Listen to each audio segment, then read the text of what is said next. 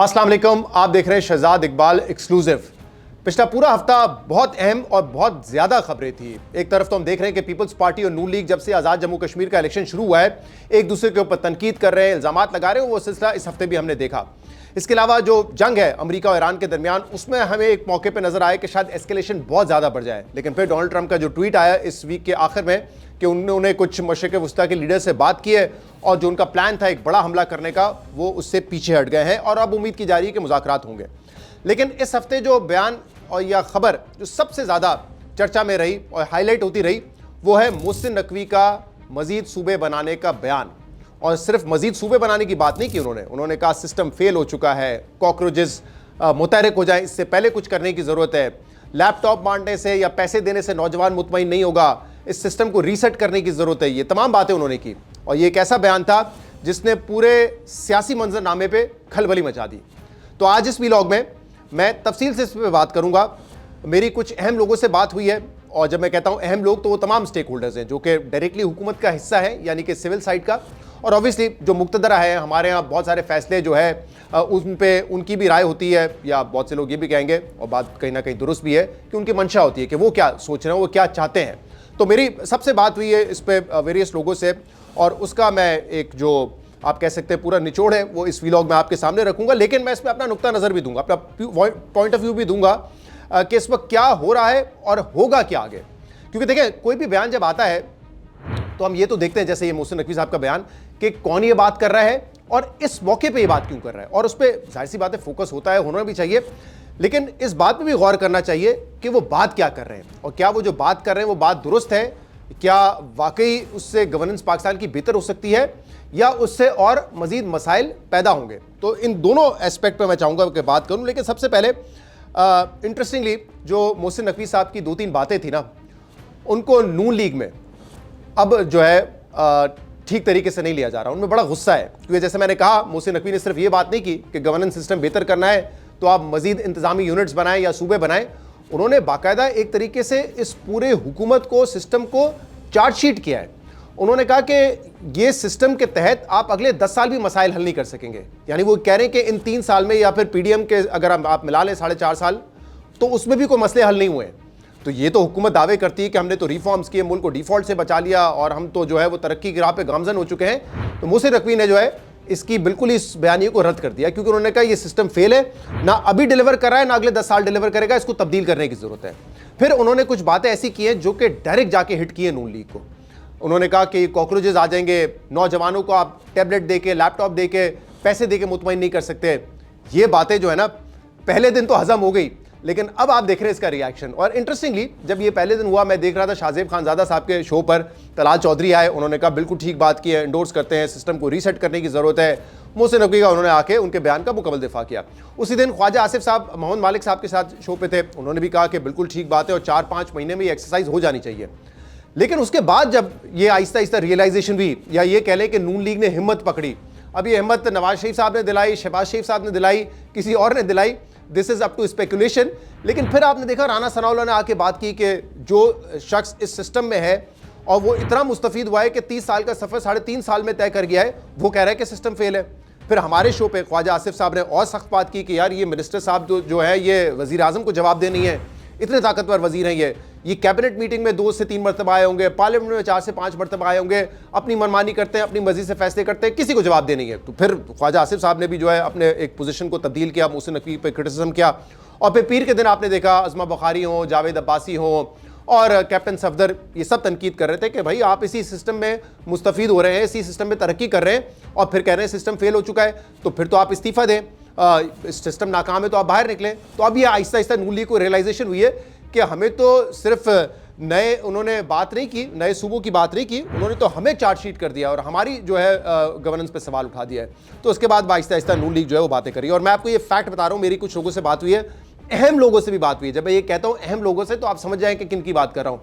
उन्होंने भी कहा कि बात करनी थी सूबों के हवाले से, गवर्नेंस के हवाले से, लेकिन कुछ जो बातें की गई वो ज्यादा हो गई। जैसे यही बातें कि सिस्टम फेल हो चुका है, कॉकरोचेस आ जाएंगे, लैपटॉप बांटे, ये चीजें स्क्रिप्ट से थोड़ा बाहर थी। और इसलिए जो फोकस होना चाहिए था इस बात पर कि क्या नए सूबे, नए इंतजामी यूनिट बनने चाहिए, बात कहीं और निकल गई और एक सियासी इसका जो एस्पेक्ट है वो सामने आ गया।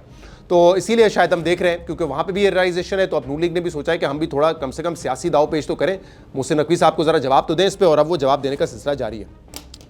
अच्छा जी, अब इस बहस पे आ जाए कि सूबे बनाने की जो बात है या इंतजामी यूनिट्स बनाने की बात है, क्या ये वाकई इस वक्त एक संजीदा इशू है? क्या ये इस रिजीम के प्लान का हिस्सा है या मामला कुछ और है? अक्सर हम देखते हैं ना, अभी बजट से भी पहले आपने देखा कि कराची को फेडरेटिंग यूनिट बनाने की बात हुई, सूबे बनाने की बात हुई, 18वीं तरमीम को रोल बैक करने की बात हुई, ये तमाम गुफ्तगू हुई, लेकिन निकला क्या कि बजट में सूबों का शेयर कम करके वफाक ने अपना शेयर बढ़ा लिया। तो अक्सर ये होता है कि दिखाया बहुत कुछ जाता है और हासिल कुछ और करना होता है। तो मैंने जो करता धरता है इस मुल्क में उनसे ये पूछा, उनके आप कह रहे हैं कि नुमाइंदे से ये पूछा कि क्या इस वक्त ये संजीदगी है, क्या वाकई ये प्लान का हिस्सा है कि हमें अभी नहीं तो अनकरीब या आगे जाके नए इंतजामी यूनिट और सूबे बनाने? तो उन्होंने दो टोक अल्फाज में कहा कि भाई ये तो प्लान का हिस्सा है, इस मुल्क में गवर्नेंस जो है वो इस तरीके से नहीं चल सकती, और ऑब्वियसली उनका एक सिक्योरिटी का नुक्ता नजर भी है ना कि गवर्नेंस बेहतर होगी, लोगों के मसाइल हल होंगे, मुल्क में पैसा आएगा तो ऑब्वियसली आपका डिफेंस भी बेहतर होगा, आप ज्यादा बेहतर तरीके से जो सिक्योरिटी मसाइल हैं उनको देख सकेंगे। तो उन्होंने कहा कि बिल्कुल ये हिस्सा तो है, ये प्लान का हिस्सा है कि हमने मजीद सूबों की तरफ जाना है। और आर्ग्यूमेंट वही है जो DGISPR ने दिया था कि 6 करोड़ की आबादी आज 25 करोड़ की हो चुकी है, लेकिन सूबे वही 4 है। तो इंतजामी यूनिट्स को आपने बढ़ाना है, सूबों को बढ़ाना है। अच्छा, दोनों एक ही बात है बाय द वे, प्रोविंसेस बनाएं या इंतजामी यूनिट्स बनाएं। अगर इंतजामी यूनिट्स भी जैसे पंजाब में या सिंध में 2 या 3 बनते हैं तो उसका अलग अलग चीफ मिनिस्टर होगा, यही मॉडल है। जब वो कहते हैं तो ये इंटरचेंजेबली इस वर्ड को यूज कर रहे होते हैं। तो मैंने उनसे पूछा कि क्या ये ऐसा कोई मामला है जो फौरी तौर पे होना है, क्योंकि कुछ हमारे जो सहाफ़ी दोस्त हैं वो ये बात कर रहे हैं कि 6 महीने की डेडलाइन दे दी गई है, खासतौर पे 2 बड़ी पार्टीज को, पीपल्स पार्टी और नून लीग को। तो क्या इतना जल्दी है ये मैटर? उन्होंने कहा नहीं, ये बिल्कुल बेबुनियाद है, कोई डेडलाइन नहीं है इसकी, कोई ऐसी एक्सपेक्टेशन नहीं है कि मामला 5-6 महीने में हो जाएगा। ये मैं आपको बता रहा हूं, बड़े की शख्स ने ये बात की कि कोई ऐसी डेडलाइन नहीं दी गई है 2 पार्टीज को कि आप इस पर आए और इत्तेफाक करें वरना कुछ हो जाएगा, फाइलें खुल जाएंगी। कोई फाइलें शाइलें कह रहे हैं कोई नहीं बनी हुई। इस वक्त नून लीग की हुकूमत ही फिलहाल रहनी है और ये जो वन पेज है, 1 यूनिट है, ये बरकरार है फिलहाल, इसमें कोई नहीं है। इवन वो कह रहे हैं पीपल्स पार्टी की भी जो नोक-झोंक है, हमें नहीं नजर आ रहा कि ये सिस्टम, ये रिजीम या ये हुकूमत जो है इस वक्त खतरे में है, कोई ऐसा कुछ नहीं हो रहा है। लेकिन उन्होंने ये कहा कि ये होना तो है और अब इस पर इत्तेफाक राय डेवलप करना पड़ेगा। तो मैंने ये पूछा कि ये कैसे होगा, क्योंकि पीपल्स पार्टी की तो बड़ी वाज़ेह पोजीशन है, हमें तो ये भी नहीं पता कि नून लीग इस पर क्या राय रखती है, क्या नून लीग राजी हो जाएगी। तो इस पर उनका जवाब बड़ा दिलचस्प था। उन्होंने कहा कि देखें, ये ऐसा मामला है कि ये बुलेट से नहीं हो सकता, ये बैलेट से होगा। यानी एक इस्तेलाह इस्तेमाल की जाती है ना कि ताकत से नहीं होगा, ये होगा तो अवाम की राय से ही होगा। और अवाम की राय का जब मैंने पूछा कि क्या मतलब है, ये तो 2/3 मेजॉरिटी चाहिए होगी मुतल्लका असेंबली से भी और पार्लियामेंट से भी। अगर सिंध में सूबे बनाने तो सिंध असेंबली से 2/3 मेजॉरिटी लाएं और फिर नेशनल असेंबली से लेकर आएं। पंजाब के लिए भी ऐसा ही होगा, KP के लिए भी होगा, बलूचिस्तान के लिए भी होगा। तो ये कैसे मुमकिन है? तो उन्होंने कहा नहीं, जो फर्स्ट फेज में हम विल ऑफ द पीपल की बात करते हैं, तो उन्होंने कहा हमारा एक अंदाजा है या हमने जितना एक फीलर लिया है वो ये है कि अवाम तो इसमें इंटरेस्टेड है कि मजीद सूबे बनने चाहिए मुल्क में और वो बेहतर है पाकिस्तान के लिए। तो इसलिए रेफरेंडम होगा, ये ख्वाहिश है, ठीक है, हो जाएगा। ये ऐसा नहीं कि कल रेफरेंडम होगा या शायद ना भी हो, मैं आपको बता रहा हूं कि उनका प्लान या ख्वाहिश क्या है। कहते हैं रेफरेंडम होगा जिसमें पहले ये डिसाइड करेगी अवाम कि क्या मुल्क में मजीद सूबे बनने चाहिए। एक दफ़ा इसका जवाब आ जाएगा हाँ, तो फिर हमें पता चल जाएगा कि पाकिस्तान की मेजॉरिटी अवाम क्या चाहती है और फिर उस इसके तरीक़ेकार को देखा जाएगा कि क्या 2/3 मेजॉरिटी के जरिए करना है जो इस वक्त आइन का हिस्सा है, या उसको अमेंड करके कोई और तरीक़ेकार लेके आना है। ये तो एक बात हो गई कि ये प्लान हो गया। अब मैंने कहा इसमें कि कौन कौन सी पार्टीज आपको लगता है कि इसके हक में होंगी। तो एक तो ऑब्वियस पार्टी MQM पाकिस्तान, जो एक तरीके से इस बहस को लीड भी कर रहे हैं, मुस्तफ़ा कमाल और MQM, और उनका इंटरेस्ट है। वो तो एक अरसे से आपको पता है जब अल्ताफ़ हुसैन एक्टिव थे तब भी ये बात करते थे कि कराची और हैदराबाद को एक सूबा बना दिया जाए। तो MQM तो फुली ऑन बोर्ड है। अच्छा, इंटरेस्टिंगली ये भी नुक्ता नजर आया कि पाकिस्तान तहरीक इंसाफ, और क्योंकि पाकिस्तान तहरीक इंसाफ एक नेशनल लेवल की पार्टी है तो उनको भी कोई एतराज़ नहीं होगा। और उन्होंने कहा कि आप देख लें कि इस वक्त भी ज़्यादा तनकीद नहीं की है, उन्होंने मोहसिन नकवी पर तनकीद की है कि वो कौन होते हैं कहने वाले, सिस्टम फेलियर पर बात कर रहे हैं। उन्होंने इस आइडिया को रद्द नहीं कर दिया कि मजीद सूबे या यूनिट्स बन सकते हैं। हाँ, हो सकता है उनकी ये राय हो कि यार आपके पास तो मॉरल मैंडेट ही नहीं है, आपके पास तो मॉरल अथॉरिटी नहीं है कि आप ये इतना बड़ा काम करें मुल्क में। ये आर्ग्यूमेंट हो सकता है, लेकिन इन प्रिंसिपल वो इसके खिलाफ नहीं। और क्योंकि एक नेशनल पार्टी है, कोई ऐसा नहीं है कि जाग पंजाबी जाग या सिंध ना डेसू, ऐसा कोई नारा PTI का है नहीं। तो ये बात शायद लॉजिकल भी लगती है कि PTI इस आइडिया पे इतना नेगेटिव ना हो। पीपल्स पार्टी आउटराइटली रिजेक्ट करती है इस प्रपोजल को कि सिंध की तो तकसीम हो ही नहीं सकती। ठीक है, उनका पॉइंट ऑफ व्यू भी सबके सामने। मैंने कहा नून लीग क्या सोच रही है? हमने तो ना नवाज शरीफ का कोई बयान देखा है इस बारे में, ना शहबाज शरीफ का देखा है, ना मरीम नवाज का देखा है, वो क्या सोच रहे हैं इस बारे में। तो उन्होंने कहा देखिए रेजिस्टेंस तो वहां से भी आएगी, क्योंकि पावर सेंट्रलाइज्ड है ना, मतलब सूबे, जब आपने वफाक से पावर सूबों को दे दिए, अब कोई भी चीफ मिनिस्टर नहीं चाहेगा ना कि मेरे पावर नीचे डिवॉल्व हो, मेरे पैसे या वसाइल नीचे हो, मेरे इख्तियारात नीचे जाएं या मजीद तकसीम हो सूबों में, वो नहीं चाहेंगे। तो वो कह रहे हैं कि ऑब्वियसली पीएमएलएन की तरफ से भी रेजिस्टेंस आएगी, लेकिन हम पीएमएलएन को इस पर मना सकते हैं। मैंने कहा कि कैसे मनाएंगे? उन्होंने कहा उनके लिए लूज करने के लिए कम है। मिसाल ऐसी दी, जो मेरी गुफ्तगू हुई एक शख्स से, उन्होंने कहा कि यार देखें नून लीग इस वक्त अगर हम इसको माइनस कर दें कि कितनी धांधली हुई 2024 में और पीटीआई का इस वक्त कितना वोट है, वो कह रहे हैं कि यार नून लीग का जो स्ट्रांग होल्ड है वो सेंट्रल पंजाब है, सबसे ज़्यादा सीटें वहाँ पर हैं। नॉर्दर्न पंजाब में हमने 2024 में देखा था पीटीआई तो बहुत पॉपुलर है, और 2018 में भी नून पीटीआई ने यहाँ से काफ़ी वोट दिए थे, लेकिन नून लीग भी यहाँ पर मुकाबला करती है। तो ये दोनों वो कहते हैं कि उनको स्ट्रांग होल्ड है। हाँ, ये हो सकता है कि अगर कोई पंजाब में से एक यूनिट बने साउथ पंजाब का, तो वहां पे पीपल्स पार्टी का वोट है, पीटीआई का है, नून लीग का है, वहां एक कंपटीशन है, तो हो सकता है कि वो हिस्सा नून लीग के हाथ से निकल जाए। लेकिन उन्होंने कहा ये कॉस्ट नून लीग के लिए बहुत कम है। लेट्स सपोज एक मफरूजा है कि 3 यूनिट बन जाते हैं पंजाब में, नॉर्थ, सेंट्रल और साउथ, तो अगर साउथ पंजाब नून लीग के हाथ से निकल भी गया तो रिसोर्सेज उनको कम मिलेंगे एनएफसी के जरिए, लेकिन ये कॉस्ट बहुत कम है। पीपल्स पार्टी की कॉस्ट बहुत ज्यादा है, क्योंकि अगर सिंध में कोई सूबे बनने की बात होती है तो कहा जाता है कि साउथ सिंध का सूबा बनेगा जिसमें कराची, हैदराबाद, शायद बदीन ठट्टा ये सारे आ जाए। तो ये एक बड़ा चंक है, क्योंकि कराची ऑब्वियसली जनरेट करता है पैसा, वो कहते हैं ना कि कमा के देता है पूरे मुल्क को, सिर्फ सिंध को नहीं पूरे मुल्क को कमा के देता है, और वहाँ पे पीपल्स पार्टी का वोट बैंक बहुत कम है। एमक्यूएम कह लें, पीटीआई कह लें, इनको ज़्यादा वहाँ पे चांसेस है कि अर्बन एरियाज़ में ये अपनी हुकूमत बना सकते हैं। इस सीटों को छोड़ दें कि 24 में कितनी मिली, हमें सबको पता है कि कैसे क्या हुआ है, तो उसको छोड़ दें, लेकिन जनरली वहाँ पे पीपल्स पार्टी का वोट कम है। पीटीआई है, एमक्यूएम का भी अब वो वोट तो नहीं रहा जो अल्ताफ हुसैन के टाइम पे होता था, लेकिन फिर भी वो समझते हैं कि ये सूबा बन जाएगा। तो पीपल्स पार्टी की कॉस्ट बहुत ज़्यादा है, इसलिए वो इस पर राजी नहीं होते, बट नून लीग वो कह रहे हैं कि कहीं ना कहीं इस पर इत्तेफाक कर जाएगी। तो ये पार्टी पोजीशन है। तो ये मैंने आपको बता दिया कि हल उनके दिमाग में क्या है कि बैलेट से, बुलेट से नहीं होगा, बैलेट के जरिए होगा, पार्टी को कंसेंसस करके पहले रेफरेंडम होगा और फिर देखा जाएगा कि आगे कैसे बढ़ना है। ये एक सोच है, ये एक राय है उनकी। लेकिन सबसे अहम सवाल कि क्या इस वक्त इतनी कैपेसिटी है, क्या ये मामला ऐसा है जिस पर एस्टैब्लिशमेंट जो है पार्टीज को इकट्ठा कर सकती है, चाहे कंसेंसस डेवलप करें या थोड़ा सा बाजू मरोड़ें, क्या ऐसा हो सकता है? क्योंकि हमने देखा है इस मुल्क में 26वीं तरमीम हुई, 27वीं तरमीम हुई, जो पूरी अदालतें उनका एक बुनियादी ढांचा ही तब्दील कर दिया गया। तो ये भी हो जाएगा, क्या ये भी हो जाएगा, ये सवाल है। तो देखें, अदलिया वाला मामला अलग था, उसमें कहीं ना कहीं पीपल्स पार्टी को भी पता था कि हमने नून लीग के साथ जो एक चार्टर ऑफ डेमोक्रेसी किया था उसमें आईनी अदालत की बात की थी, और उनको पता था कि आईनी अदालतें जो है अगर ना बनी या ये जो अदालती निज़ाम है वो चेंज ना हुआ तो वो शायद जो है उनके लिए एक मुश्किल की वजह बन सकता है। तो वो भी ऑन बोर्ड आ गए थे कहीं ना कहीं इस पर। लेकिन ये ऐसा मामला है जिस पे पीपल्स पार्टी तो मुझे नहीं लगता किसी सूरत ऑन बोर्ड आएगी, और इसीलिए मेरा जो उस पर नुक्ता नज़र है, to me it seems a non starter. ये बहुत बड़ी एक विशफुल थिंकिंग है। ये मुकम्मल करना मुझे लगता है कि इस वक्त या आने वाले कुछ सालों में इम्पॉसिबल है। It's a task which is impossible. हाँ, लोकल गवर्नमेंट को आप एम्पावर्ड कर दें, तमाम सूबों को कहें यकसा आप निज़ाम लेकर आएँ और उससे आप डिवॉल्व करें पावर और इख्तियारात और वसाइल नीचे, ये शायद डुएबल है। सूबे बनाना मुझे तो नहीं लगता, क्योंकि एक तो वजह मैंने आपको पीपल्स पार्टी की बताई, वो नहीं कॉम्प्रोमाइज़ करेगी इस पर। दूसरा ये कि अगर पीटीआई जैसी जमात जो शायद इन प्रिंसिपल, मुझे नहीं पता, लेकिन इन प्रिंसिपल अगर वो इससे एग्री भी करते हैं तो वो भी कहेंगे कि आपके पास क्या मैंडेट है इस हुकूमत के पास या एस्टैब्लिशमेंट के पास क्या जवाब है कि वही काम करें। तो मुझे नहीं लगता कि इस वक्त जो मॉरल अथॉरिटी है इस पूरे सेटअप की, नून लीग की हुकूमत की, तो उस वक्त उसमें ये काम हो सकता है। अगर बहुत पॉपुलर हुकूमत हो, वो सबको ऑन बोर्ड लेके ये काम करे, तो शायद ये डूएबल होता।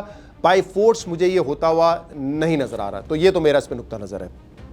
अब बात करते हैं अहम कि क्या जो मोहसिन नकवी साहब ने बात की, क्या उसमें वजन है, क्या इसको तब्दील करने की जरूरत है? तो इसमें मेरे ख्याल से ये बात तो कोई इसमें दो राय नहीं है कि मुल्क का गवर्नेंस सिस्टम जो है ना वो नाकाम है। हम वही मसाइल देख रहे हैं जो एक अरसे से चलते हुए आ रहे हैं। मैंने बताया था उस दिन भी एक रिपोर्ट कार्ड के शो में, मैं 20 साल से सहाफत कर रहा हूँ, इकोनॉमी और बिजनेस कवर करता था। आप पूरे मुल्क के गवर्नेंस सिस्टम छोड़ें, जो इकोनॉमी के हवाले से रिफॉर्म्स कर रहे थे, चाहे वो टैक्स बेस को ब्रॉडन करना हो, चाहे प्राइवेटाइजेशन करना हो, स्टेट ओन एंटरप्राइजेस के नुकसानात कम कर रहे हो, वफाकी हुकूमत का अखराजात कम कर रहे हो, पेंशन रिफॉर्म्स लाने हो, ये 20 साल से जू के तू है मसाइल। पावर सिस्टम में आपके जो मसाइल हैं ये नहीं हल हो रहे। तो भाई ये तो तय है ना कि ये डिलीवरी नहीं हो रही है। अब वो आप बहस कर लें कि कौन सा सिस्टम बेहतर है, क्या है, मैं उस पर भी आता हूं। तो डिलीवरी तो नहीं हो रही है। तो इसमें कोई हर्ज नहीं है अगर कोई सिस्टम, कोई ऐसी चीज हो जिसमें हम तब्दीली लेकर आए और कंसेंसस से उस बात हो, कंसेंसस से हो, बाय फोर्स कुछ ना हो, तो उस पर जरूर सोच और विचार करने की जरूरत है। अच्छा, मैं जरा ऊपर से शुरू करता हूं, क्योंकि मेरी ये राय ये है, अगर आप मजीद सूबे बना दें, जैसे अभी 4 हैं, आप 8 कर दें, क्या हो जाएगा? खुर्रम दस्तगीर साहब ने बड़ी काम की बात की उस दिन कि जो मेरे हल्के का जितना वोट है उतनी आबादी है आज़ाद कश्मीर में, जहाँ इलेक्शन हो रहे थे, तो वहाँ तो इतने छोटे छोटे डिविजन्स और छोटे छोटे आप डिस्ट्रिक्ट बने हुए हैं, तो क्या आज़ाद कश्मीर की परफॉर्मेंस बेहतर हो गई है? उनका ये आर्गूमेंट था, मजीद आप सूबे बना लें तो कैसे बेहतर होगी? और ये बात में वजन है, क्योंकि हमारे यहाँ 2 चीज़ें बड़ी मैटर करती हैं। एक तो ब्यूरोक्रेसी है। आप किसी भी पढ़े लिखे डीएमजी ग्रुप के ब्यूरोक्रेट से पूछें, वो खुद बताएगा कि ब्यूरोक्रेसी का जवाल क्या है, डिसफंक्शनल कह लें या बिल्कुल ही नाकिस हो चुकी है। जो नए लोग आ रहे हैं काबिलियत नहीं रखते वो उस तरह की के कुछ बड़े फैसले कर सकें, और फिर लथार्जी भी है, रेड टेप भी है, बहुत सारे मसाइल हैं, करप्शन के बड़े बड़े मसाइल हैं। तो यानी कि कोई काम जो होने का होता है वो भी कहते हैं ब्यूरोक्रेसी नहीं कर सकती। तो ब्यूरोक्रेसी तो यही रहेगी भाई, 8 सूबे हों, 12 हों या 14 हों, कैसे इसको बेहतर करेंगे, ये सबसे अहम सवाल है।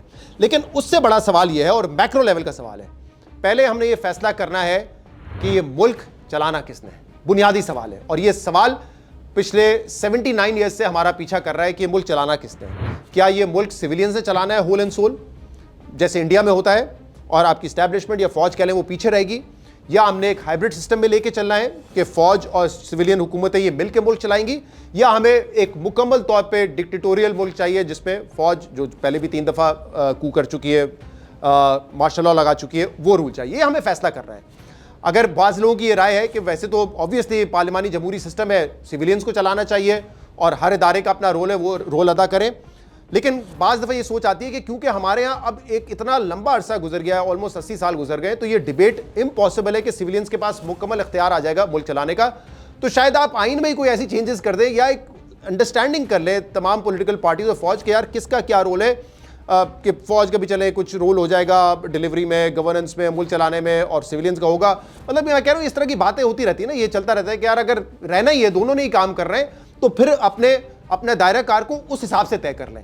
वैसे तो नहीं है, मैं ये नहीं कह रहा कि ये होना चाहिए, मैं कह रहा हूँ ये राय है, होना क्या चाहिए वो तो 1973 का आइन सिंपली बताता है आपको, जहां पे भी जमहूरियत है बताता है कि फैसले जमहूरी लोगों ने कर रहे हैं, सिविलियंस ने कर रहे हैं। लेकिन हमारे यहाँ ये एक डिबेट है और हमारी तारीख है, तो उससे हम आंखें नहीं फेर सकते।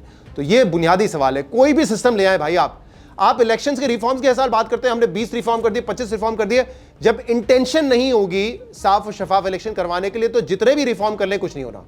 इसी तरीके से आप कोई भी सिस्टम ले आए, ठीक है, कोई भी सिस्टम ले आए, अगर इंटेंशन ये है कि हमारी इन्वॉल्वमेंट इसमें होगी या किसी और इदारे की इन्वॉल्वमेंट होगी, सिस्टम नहीं चल सकेगा। तो जो आपकी बाउंड्रीज तय करनी है भाई, वो वंस फॉर ऑल तय कर रहे हैं कि ये मुल्क किसने चलाना है। नंबर 1 क्वेश्चन ये है। दूसरा सवाल मेरा जो है, दूसरा नुक्ता मेरा ये, मैं नीचे की नहीं बात कर रहा, लोकल बॉडी, मोर प्रोविंसेस, क्या हमें पार्लिमानी सिस्टम सूट करता है जो मुल्क में है इस वक्त, या हमें प्रेसिडेंशियल सिस्टम की तरफ जाने की जरूरत है।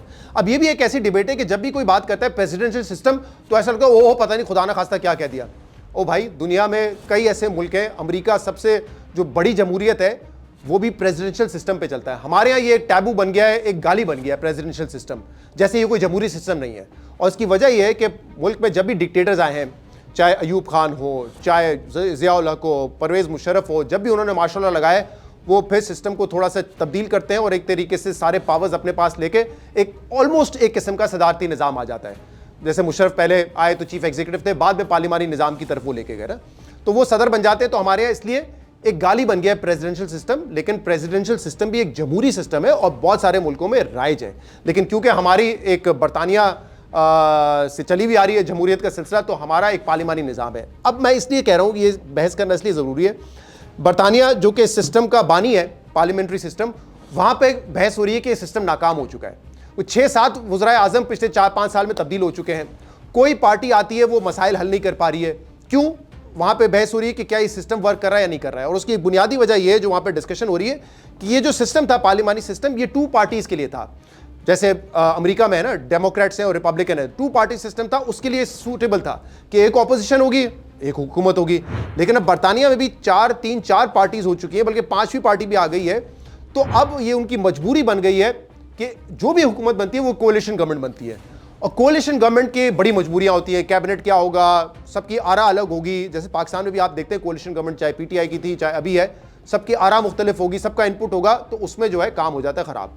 और वहां पे ऑब्वियसली जब बरतानिया ने ये पार्लियामेंट्री सिस्टम बनाया था तो इसीलिए बनाया था ताकि पावर्स डिवॉल्व हो, इतनी डाइवर्सिफाइड हो हुकूमत कि किसी एक के पास सारी ताकत ना आ जाए, और क्योंकि पावर सबके पास स्प्रेड आउट होगी तो उस सिस्टम को बाहर से खतरा नहीं होगा, चाहे डिक्टेटर हो, चाहे बरतानिया में उस वक्त किंग सिस्टम हो या जो भी हो, उनको खतरा नहीं होना चाहिए सिस्टम से। तो ये सिस्टम उसने बनाया गया था। लेकिन अब वहां पे बहस हो रही है कि सिस्टम डिलीवर नहीं कर रहा, पार्टीज इतनी ज्यादा हो चुकी है, कोalition गवर्नमेंट ये मसाइल हल नहीं कर सकती। पाकिस्तान में भी हम इसी तरह की बहस देख रहे होते हैं। बल्कि मैं आपको एक और मिसाल देता हूं, पाकिस्तान में आजकल बड़ा ये है कि यार देखें, ममदानी जो है वो वहां पर मेयर बन गया न्यूयॉर्क का। क्या पाकिस्तान में कोई नौजवान या कोई ऐसा बंदा जिसका सियासत से ताल्लुक ना हो, चाहे वो जितना भी चार्मिंग हो, जितना भी आर्टिकुलेट हो, चाहे जितना भी वो पॉपुलर हो, क्या वो बन सकता है? वजीर आजम छोड़ें, चीफ मिनिस्टर छोड़ें, क्या मेयर भी बन सकता है? द आंसर इज नो, क्योंकि पार्लियामेंट्री सिस्टम में इसकी गुंजाइश नहीं है। वहां पे डायरेक्ट इलेक्शन था मेयर ममदानी का और वो इलेक्शन जीत गया। पाकिस्तान में अगर आपने मेयर बनना हो, मिसाल के तौर पे जिब्रान नासिर साहब एक ह्यूमन राइट एक्टिविस्ट हैं, सियासतदान भी कह लें, क्योंकि इलेक्शन भी लड़ चुके हैं, एमपीए का, एमएनए का, कभी जीते नहीं, आज़ाद उम्मीदवार के तौर पे लड़ते हैं। मेरे ख्याल से यूसी इलेक्शन भी लड़ चुके हैं। मैं इसलिए कह रहा हूं क्योंकि एक पॉपुलर नेम है, हम सब जानते हैं, अच्छे दोस्त भी हमारे। अब जिब्रान नासिर साहब कहते हैं कि यार मुझे मेयर बनना है, क्या वो कराची का मेयर बन सकते हैं? नहीं बन सकते, क्योंकि आज़ाद हैसियत में वो अगर एक यूसी भी जीत जाएंगे तो वो मेयर कैसे बनेंगे? क्योंकि मेयर बनने के लिए उनको 170, 180 या जो भी नंबर है, 200 प्लस नंबर चाहिए होगा, और यूसीज का, यानी और यूसी काउंसलर्स का, जो उनको इलेक्ट करे और फिर वो मेयर बने। जैसे वजीर आजम शहबाज शरीफ साहब अगर अपनी सीट जीत जाते हैं, उनको पूरे हाउस से वोट चाहिए होगा, मेजॉरिटी वोट चाहिए होगा, तब वो जाके बनेंगे। तमाम एमएनएस की सपोर्ट, मेजॉरिटी एमएनएस की सपोर्ट होगी, तब जाके वो बनेंगे वजीर आजम। ठीक है, तो हमारे यहाँ ये मसला है। हमारे यहाँ चाहे कोई शख्स जितना भी पॉपुलर हो, वो अपनी सीट तक महदूद रह सकता है, अदरवाइज तो वो उस पार्टी में हो और वो पार्टी में ऊपर पहुंचे। लेकिन ऊपर तो आपको पता है कि पीपल्स पार्टी में खानदान, नून लीग में खानदान, पीटीआई में इमरान खान, आगे का कुछ पता नहीं, तो फिर उसकी तो कोई जगह ही नहीं है। तो ये जो हमारी एक फैसिनेशन है कि यार देखें वो ममदानी साहब जो है न्यूयॉर्क के मेयर बन गए, पाकिस्तान में नहीं बन सकते। भाई नहीं बन सकते, पार्लियामेंट्री सिस्टम में नहीं बन सकते। हाँ, मुकाबला अगर जिब्रान नासिर का हो मुर्तज़ा वहाब के साथ मेयर बनने का, ठीक है, कराची की मिसाल दे रहा हूँ, 1-on-1 मुकाबला होगा, जिसको ज़्यादा वोट पड़ेंगे वो बन जाएगा मेयर, वहाँ पे उनका चांस है। इसी तरह प्रेसिडेंशियल सिस्टम में जो प्रेसिडेंट बनना है, अगर मुकाबला है डोनाल्ड ट्रंप का किसी के साथ भी, तो वो वहाँ पे मुकाबला करके बन गए प्रेसिडेंट। हमारे यहाँ मुमकिन नहीं है। हमारे यहाँ ये है कि जोड़ तोड़ करके पहले लोगों को अपनी पार्टी में लेकर आओ, इलेक्टेबल्स को लेकर आओ, फलाने बिजनेसमैन की सपोर्ट लो, कोई और जो है इलेक्टेबल है उसकी सपोर्ट लो, पार्टी में लेकर आओ, फिर अपनी सीट जीतो, फिर उनको जितवाओ और फिर जाके आप बनते हैं। तो हमारे यहाँ ये जो ख्वाहिश है ना कि ममदानी साहब की तरह कोई मेयर क्यों नहीं बनता, वो नहीं बन सकता इस सिस्टम में जब तक डायरेक्ट इलेक्शन ना हो, जो कि सदारती निज़ाम में होते हैं। तो क्या हमें ये सोचना चाहिए कि उस तरफ जाएं? लेकिन एज आई सेड ये भी मुश्किल है, क्योंकि पाकिस्तान में ये एक टैबू बन जाता है। तो मुझे तो ये लगता है कि इस वक्त ये सोच ज़रूर होगी गवर्नेंस बेहतर करने के लिए, लेकिन मुझे लगता है ये वाहिद चीज़ नहीं है जो कि हल कर सकती है आपके मसाइल को। और दूसरा ये कि मुझे इस वक्त ये लगता है जो रेजिस्टेंस आएगी उस वजह से ये एक नॉन स्टार्टर है। एंड एज आई सेड 6 महीने की कोई डेडलाइन नहीं है। कन्विंस करने की कोशिश करेंगे, राज़ी करने की कोशिश करेंगे, हो गए तो मामला आगे बढ़ेगा। लेकिन एज आई सेड मुझे नहीं लगता कैसा होगा। बहुत शुक्रिया।